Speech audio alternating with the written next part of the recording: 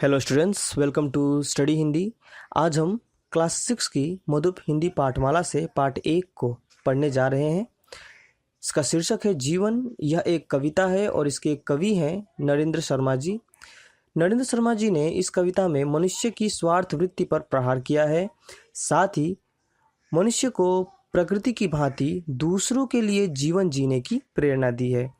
तो चलिए इस कविता की शुरुआत करते हैं।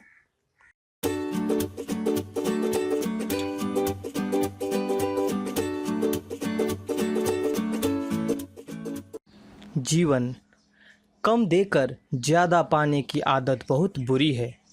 तन का पूरा पड़ भी जाए मन रीता रहता है। कभी न चुकने वाला ऋण है, जीना बहुत कठिन है। यो मरने तक हर जीने वाला जीता रहता है।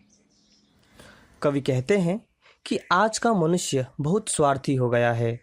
वह केवल पाना चाहता है, अर्थात दूसरों से वह लेता रहता है।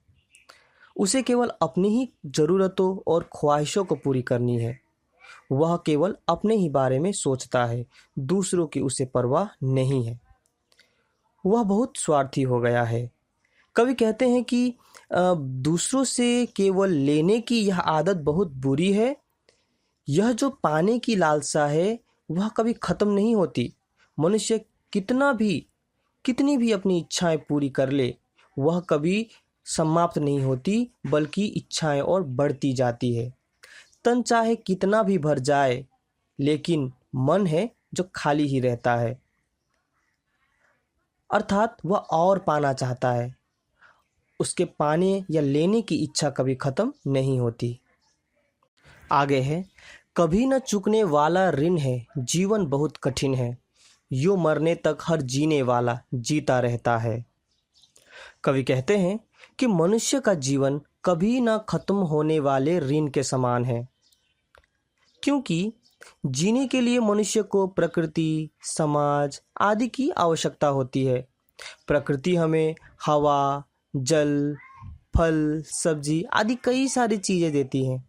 वास्तव में देखा जाए तो प्रकृति के बिना हमारा जीवन ही संभव नहीं है।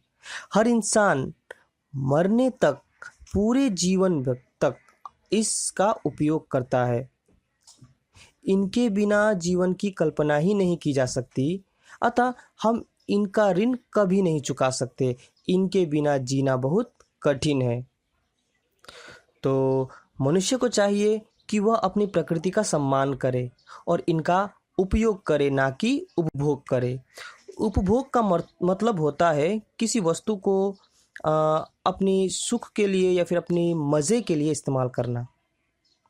आगे है, आते हैं फल उन वृक्षों पर जो ना उन्हें खाते हैं। चाह जहाँ मिलती औरों को छत्र वहीं छाते हैं। गाते हैं जो गीत कभी अपने न गीत गाते हैं। हेम हिमावत कब अपने हित हिम आपत सहता है। तो पहली दो पंक्तियों में कवि कहते हैं कि श्रेष्ठ वही है जो दूसरों के लिए जीता है, अर्थात अपने स्वार्थ को दूर रखकर दूसरों का उपकार करता है। जैसे वृक्षों पर फल लगते हैं, पर वह अपने फल स्वयं नहीं खाता, अपितु दूसरे उसके फल खाते हैं। वृक्ष खुद गर्मी में तपकर दूसरों को छांव देता है। अतः हमें भी इनसे कुछ सीख लेकर दूसरों का उपकार के बारे में सोचना चाहिए, दूसरों के उपकार के बारे में सोचना चाहिए, क्योंकि श्रेष्ठ वही होता है जो दूसरों के लिए जीता है। गाते हैं जो गीत कभी अपने ना गीत गाते हैं। हेम हिमावत कब अपने हित हिम आपत सहता है। गायक जो है वह अपने लिए गीत नहीं गाते, बल्कि उनके गीत भी दूसरों के लिए होते हैं, अर्थात वे गीत में अपनी प्रशंसा नहीं करते, बल्कि दूसरों की प्रशंसा करते हैं। उनके गीत भी दूसरों के लिए समर्पित होते हैं। आगे यहाँ कवि ने कहा है कि सोना भी जो है वो आग में तप कर दूसरों के लिए ही चमकता है। सोना जो चमकता है वो भीषण आग में तपकर दूसरों के लिए चमकता है। और हिमालय का हिम भी तपकर ही जल बनता है।